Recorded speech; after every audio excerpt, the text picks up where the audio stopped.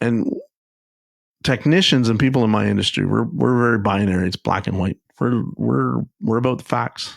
We have to be. So when people get on there with a lot of emotion, start to say some pretty derogatory things about my industry, about me, my brothers and sisters that do what I do, you're going to get hate back. It's just the way it is. Now, moving forward, okay, because there's a message to this. It is important that I start to understand better the motivation for a lot of the DIYers, why they're out there.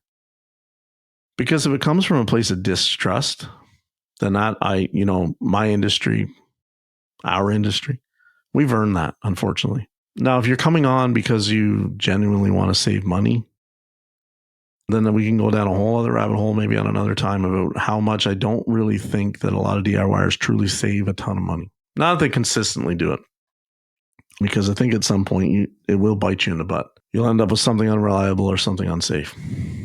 So, and what scares me is us professionals have been in the Bay a long time. We have seen some really, really, really scary stuff done by DIYers that's just frankly unsafe. And again, I'm not trying to wave the flag for certification. I'm not trying to wave the flag to take everybody's opportunity away to be able to fix their car themselves, because that's still a big part of what freedom is about, is being able to make choices. But what scares me is unqualified people doing repairs that are above them. And that's listen, that has been a big concern of mine within my own industry for a really long time. I don't even draw the line at DIYer.